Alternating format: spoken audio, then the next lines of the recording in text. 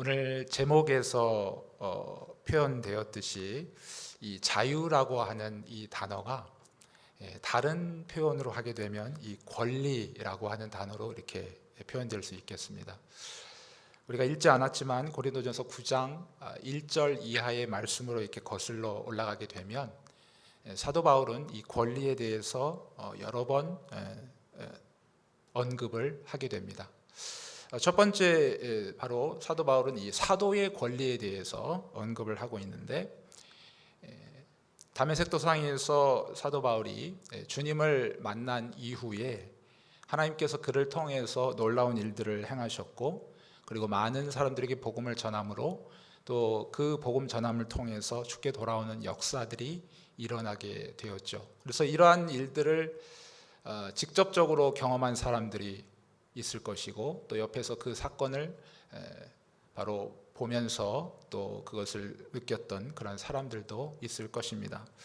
그래서 직간접적으로 이렇게 하나님의 놀라운 역사들을 바라보면서 사도 바울은 정말 하나님께서 보내신 하나님의 사도이구나라고 하는 것을 그들이 확증해 주었다, 그렇게 표현을 하고 있습니다. 이렇게 사역이 계속되다 보니까 사도 바울은 어느덧 존경을 받게 되어졌고 또 대접을 받게 되어졌죠. 그에게 있어서 바로 그런 권리가 있었다는 것입니다. 물론 사도 바울을 비판하는 자들도 적지 않았습니다. 사도 바울을 비판했던 여러 가지 이유 중에서 아마 그가 결혼하지 않았기 때문에, 결혼하지 않은 미혼으로서 사역을 하는 자였기 때문에 그것이 또한 사람들에게 비판거리가 되었을 수도 있습니다. 또 사도 바울에게 있어서 고질적인 질병이 있었죠. 안질인지 간질인지는 모르겠지만 그에게 평생 안고 가야 되는 질병들이 그를 또는 비판하게 되는 근거가 되었을 것입니다. 또 사도 바울을 비판하게 됐던 근거 중에 바로 사도 바울이 가르치고 전하고 있는 그러한 복음의 내용 때문이었다 하는 것이죠. 그 당시에 적지 않은 유대인들은 우리가 예수를 믿고 구원을 얻는데 예수를 믿는 믿음도 필요하지만, 그러나 중요한 것은 할례를 받아야 된다. 할례를 받고 그리고 율법을 지킴으로 말미암아 우리가 구원을 완전히 이룰 수 있다. 그런 잘못된 가르침들이 있었습니다. 마치 그 종교개혁 당시에 카톨릭 지도자들은 종교개혁자들에게 이렇게 얘기를 했다고 합니다. 너희들이 믿음으로 구원을 얻는 것, 그렇게 주장하는 것 좋다. 하지만 오직 믿음으로 구원을 얻는다라는 표현은 제발 빼라. 거기서 오직이라는 표현은 제발 좀 빼라라고 하는 것처럼 말이죠. 오늘날 어떻습니까? 오늘날 오직 믿음으로 구원을 얻는다고 얘기하지만 실제적으로 자신도 알 수 없는 논리로, 이상한 논리로 가지고 가서 결국에 결론적으로는 인간의 행위가 결국 구원에 큰 역할을 하게 된다, 이런 결론을 맺는 그런 가르침을, 잘못된 가르침을 하고 있는 사람들이 적지 않다는 것이죠. 예나 지금이나 그런 상황 가운데서 사도 바울은 오직 믿음으로 구원을 얻게 된다, 이런 가르침을 하게 되니까 많은 사람들이 그를 비판하게 되어졌다 하는 사실입니다. 그러나 사도 바울은 조금 전에 말씀드렸듯이 그의 사역의 놀라운 열매들, 이 결과들로 인하여 존경을 받고 또 대접을 받았습니다. 대접을 받을 권리가 있었습니다. 또 하나님께서 가정이라고 하는 선물을, 최고의 선물을 주셨죠. 그래서 하나님을 알고 또 하나님을 사랑하는 사람일수록 또 같은 믿음의 자매를 만나서 그리고 믿음의 자녀를 낳고 또 믿음의 가정을 이루고자 하는 그러한 권리가 사도 바울에게도 있었다 하는 것이죠. 그런데 그렇게 하지 못했다 하는 것입니다. 또한 그가 이 권리에 대해서 얘기하면서 이제 일반 세상적인 어떤 상식적인 권리를 얘기를 하고 있습니다. 그것은 바로 국가의 부름을 받은 군인들이 그 군인의 역할을 감당하기 위해서 필요한 모든 것들을 국가로부터 공급받을 권리가 있다 하는 것이죠. 뿐만 아니라 포도나무를 심은 사람은 포도 열매를 먹을 권한이 있고 권리가 있고, 양떼를 기르는 사람은 양의 젖을 먹을 수 있는 권리가 있다. 이것은 세상 사람들이 또 세상의 어떤 상식화되어진 얘기일 뿐만 아니라 이것은 하나님께서 명하신 율법에도 그렇게 되어 있지 않는가. 율법에 열심히 일하는 사람에게 그에게 필요한 것들을 공급받을 권리가 있다. 이런 것들을 권리를 여러 가지 이렇게 얘기를 하고 있습니다. 나에게는 그러나 이런 모든 권리가 있지만 그러나 이 권리를 다 포기했다. 왜냐하면 12절 말씀, 9장 12절 말씀과 18절 말씀을 보시게 되면 바로 복음 때문이었다. 그렇게 사도 바울은 고백하고 있습니다. 여러분, 오늘 이제 읽었던 19절 말씀으로 우리가 되돌아오게 되면 19절 말씀을 보시게 되면 내가 모든 사람에게 자유롭다 이렇게 표현을 하고 있죠. 아까 말씀을 시작하며 서두에 말씀드렸듯이 이 자유와 바꿀 수 있는, 대신할 수 있는 다른 단어가 있다면 권리라고 있는데, 권리와 같은 맥락으로 이 자유라는 표현을 사용하고 있습니다. 사도 바울은 인간적으로 자유로운 사람이었죠. 그가 인간적으로 볼 때 유대인이었지만 그러나 로마의 시민권을 가진 사람이었어요. 그 당시 최고의 신분을 가진 사람이었죠. 신분을 가진 사람이었습니다. 뿐만 아니라 가말리엘의 문화에서 배우게 되는 최고의 엘리트의 과정을 거쳤고, 그리고 바리새인 중에 바리새인, 그가 바리새인 종교적인 지도자였지만 함께 정치적인 힘을 가지고 있었던 그런 사람이었다 하는 것이죠. 이렇게 인간적으로 남부러울 것이 없는 완벽한 권리를 가지고 있고 자유를 누릴 수 있는 사도 바울에게 있어서 그가 스스로 그 모든 것을 포기하고, 그리고 종처럼 내가 낮아지겠다. 그 이유는 무엇인가? 그것은 바로 복음을 전해서 그 복음을 듣고 죽게 돌아온 사람들이 있다면 내가 얼마든지 이러한 일을 하겠다라고 고백하고 있는 것이죠. 여러분, 20절 말씀에 보게 되면 유대인들에게 내가 유대인과 같이 된 것은, 유대인들을 얻고자 합니다 얘기하고 있죠. 20절 말씀에 바울은 분명히 유대인입니다. 근데 유대인과 같이 됐다, 새삼스럽게 그렇게 말할 필요가 없는데 이 표현을 한 이유가 있죠. 그것은 우리가 성경을 이렇게 살펴보다 보면 사도행전 16장에 가게 되면 사도 바울이 전도여행을 떠나면서 더베와 루스드라 지역에서 디모데라고 하는 사람을 만나죠. 그래서 거기서 그에게 할례를 줍니다.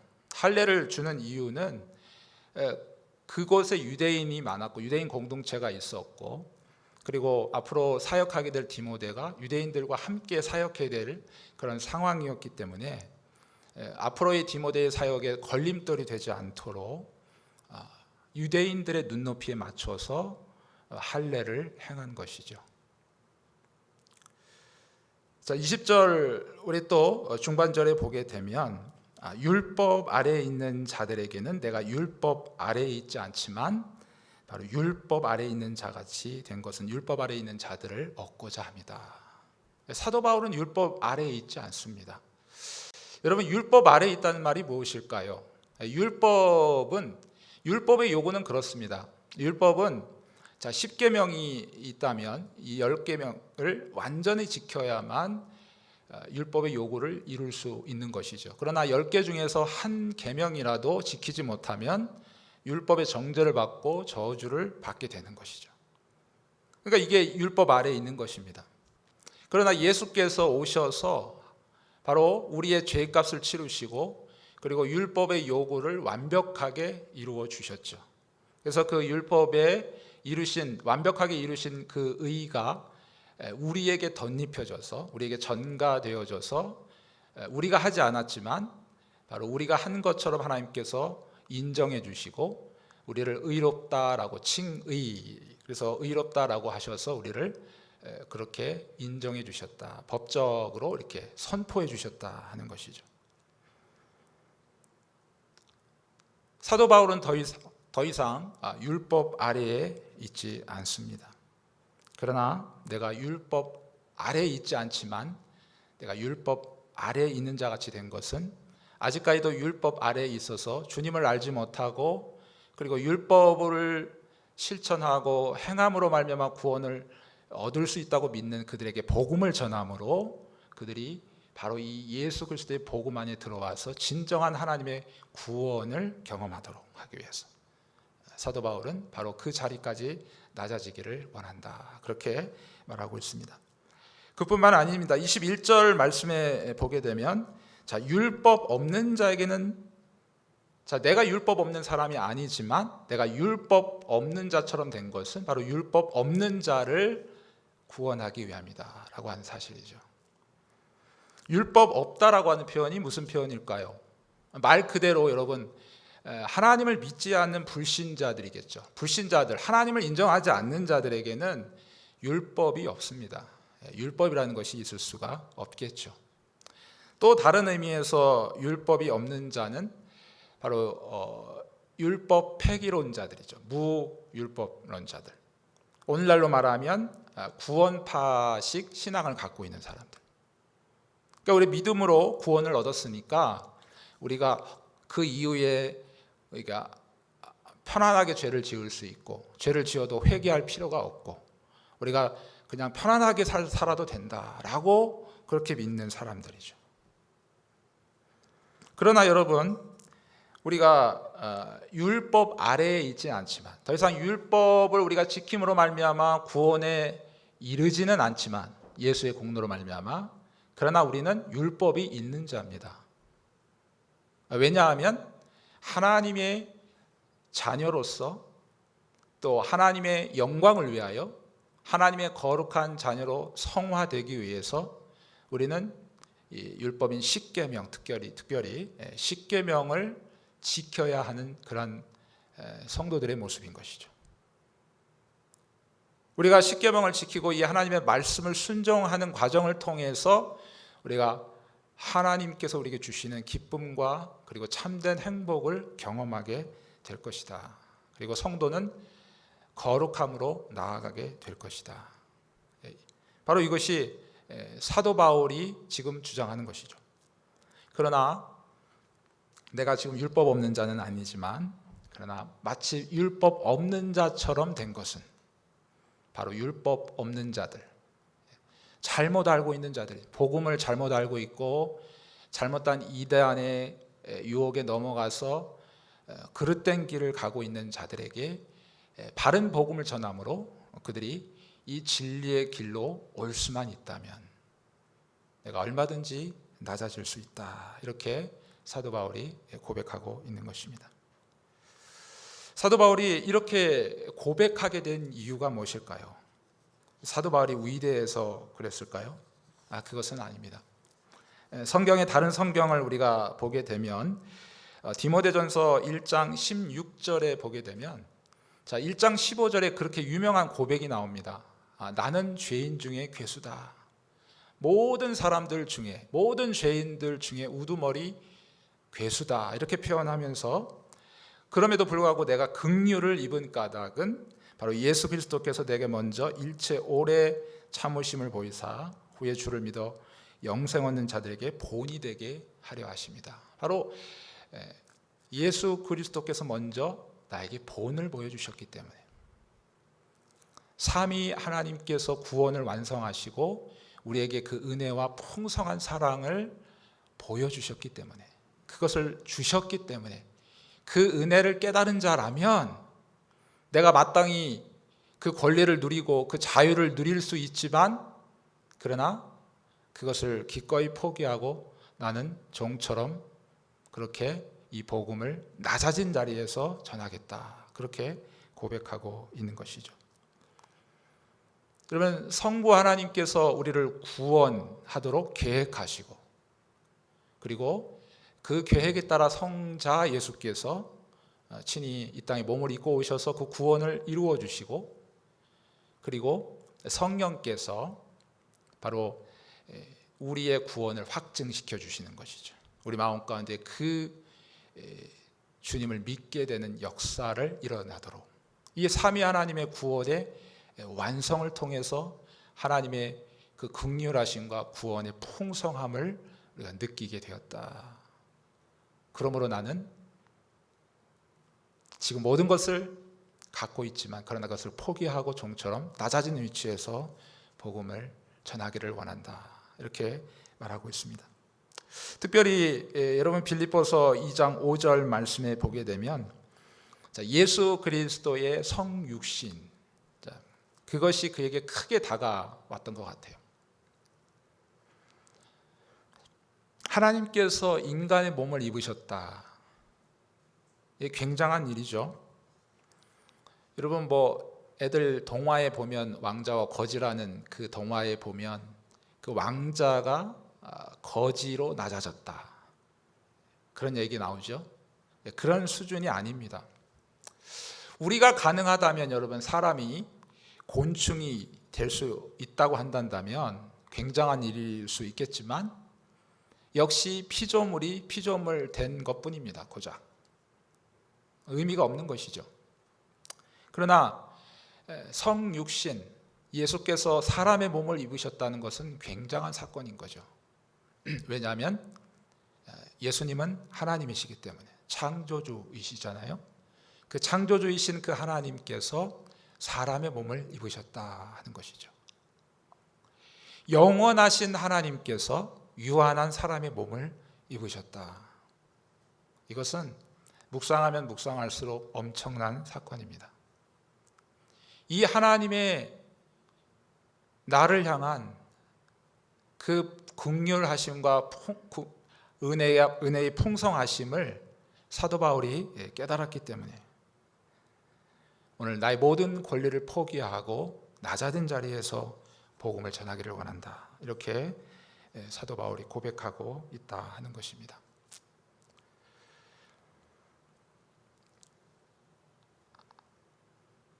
사랑하는 성도 여러분, 이 은혜를 사도 바울만 깨달은 것은 아니죠. 이 놀라운 하나님의 은혜를 깨달았던, 우리에게 복음을 전해 주었던 그런 수많은 선교사님들, 그 은혜에 감격하여 그들은 분명히 그들의 나라에서 앞날이 촉망받는 그러한 사람들이었어요. 목사였고 교사였고 의사였고 거기서 얼마든지 권리를 누리면서 편안하게 자기 일생을 살아갈 수 있는 사람들이었지만 하나님께서 우리에게 보여주신 이 놀라운 사랑에 그들은 감격하여 그 사명감을 가지고 낯선 곳을 향하여 자기의 목숨을 내어놓고 이곳까지 와서 복음을 전해 주었습니다. 그들의 희생과 헌신이 있었기 때문에 오늘 우리는 이 놀라운 복음을 받아든 거룩한 하나님의 자녀들이 되었습니다. 우리는 복음의 빚진 자입니다. 사랑하는 성도 여러분, 여러분이 지금 여러분의 모습에 있기까지 어느 누군가가 여러분을 위해서 끊임없이 자신의 권리를 포기하며 그 자유를 포기하며 때로는 시간과 물질을 희생하면서 여러분들을 위해서 끊임없이 기도하고 그리고 전도하고 그리고 섬겨주었던 그 일들로 인해서 오늘 저와 여러분이 이 자리에 서 있지 않았겠습니까? 복음의 빚진 자입니다. 우리가 때로는 신앙생활을 하다가 보면 신앙의 슬럼프가 올 때가 있죠. 방황할 때가 있고 정말 하나님의 뜻을 이해하지 못하여 하나님을 향해 원망할 때가 있죠. 그럴 때 나를 잡아주고 나를 옆에서 기도해주고 함께 참아주며 인내하며 그리고 시간과 물질을 써가며 나에게 섬겨줬던 그 사람이 있었기에 오늘 내가 이 자리에까지 올 수 있지 않았겠습니까? 여러분, 복음의 빚진 자입니다. 오늘 우리가 이 시대를 살아간 특별히 올 한 해 코로나라는 그러한 특별한 상황이 지금 직면하여 있어서 어떻게 보면 선교의 사역이 위축되고 전도의 사역이 위축당하는 그러한 일들을 맞이하는 사태가 벌어지고 있습니다. 근데 여러분, 우리 자신을 다시 한번 곰곰이 한번 돌아보았으면 좋겠습니다. 우리는 이 코로나라고 하는 것을 핑계 삼고 변명 삼아서 우리가 마땅히 하나님께로부터 받은 은혜, 또 우리의 믿음의 선배로부터 받았던 그 빚을 우리는 반드시 누군가에게 또 전해 주어야 될 사명이 있는 것이죠. 근데 그 일을 우리가 게을리하고 우리가 이것저것 핑계만 대고 있지는 아니한가. 우리 자신을 다시 되돌아보아야 할 필요가 있습니다. 여러분, 우리가 우리 교회에서 파송하고 있는 선교사님을 위해서 계속 기도하고 계십니까? 우리가 같이 협력하고 있는 선교사님들을 위해서 그들을 기억하고 그들과 함께 물심양면으로 동역하고 있습니까? 여러분 주변에 오랫동안 정말 전도하기를 원하고 그리고 그를 정말 복음을 전해서 예수 믿기를 원하는 나의 태신자들을 위해서 그냥 전도 운동하는 그 기간만 기도하는 것이 아니고 한 영혼을 찾으시는 그 아버지의 갈급하고도 간절한 마음으로 지금 그들을 위해서 시간과 물질을 쓰고 계십니까?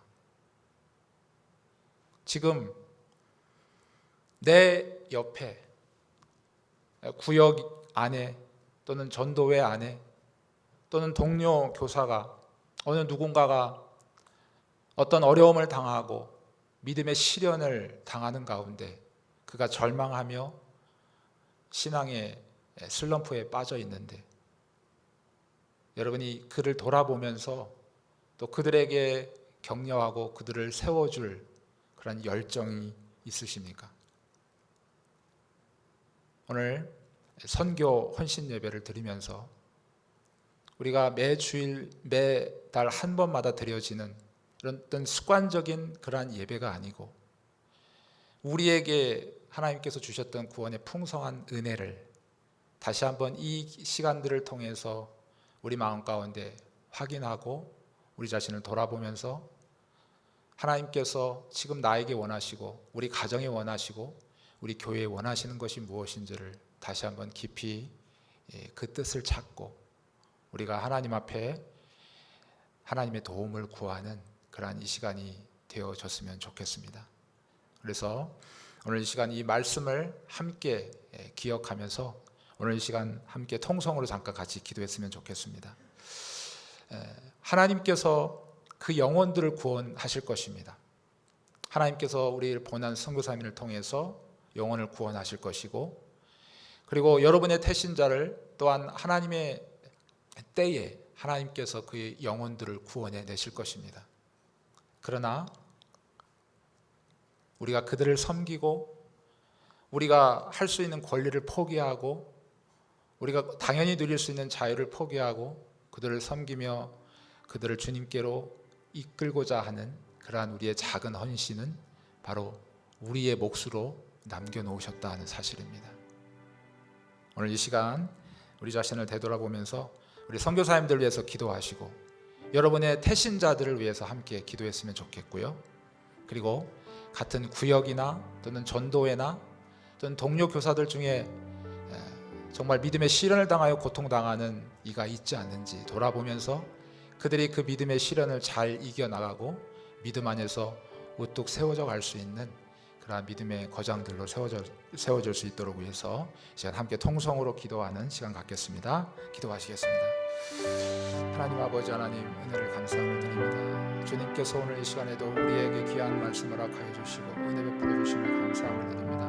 오늘 아버지 하나님이여 특별히 사도 바울이 하나님 그의 삶 가운데에서 정말 아버지 하나님 모든 권리를 포기하고 모든 것을 아버지 내려놓고 정말 한 영혼이라도 구원할 수 있다면 하나님 내가 정말 더 낮은 자리에서 정말 그들을 위해 내가 헌신하겠다고 하는 그 정말로 간절한 믿음의 고백이 하나님 우리의 고백이 되어지기를 원합니다. 하나님 아버지, 오늘 우리가 헌신 예배를 드리면서 하나님, 우리가 정말로 겉으로만 헌신하는 것이 아니라 우리 내면 속에 아직까지도 정말 게으름이라는 것이, 또 우리가 마땅히 해야 될 그 사명을 잃어버리고 정말로 표류하는 가운데 있지는 않은지 우리 자신을 되돌아보며 다시 한번 아버지 하나님 앞에 시간 나아갈 수 있는 귀한 시간 되어질 수 있도록 하나님 저희들을 붙들어 주시고 인도하여 주시옵소서. 하나님, 우리 교회 번역 선교사님들 위해서 기도합니다. 하나님 아버지 하나님, 그 선교사님들이 그곳에서 귀한 사명 잘 감당할 수 있도록, 그곳에서 아버지 잘 버텨낼 수 있도록 능력 더하여 주시고 힘 더하여 주시옵소서. 하나님 아버지, 우리가 협력하는 선교사님들 여러 가지 기도 제목을 안고 있습니다.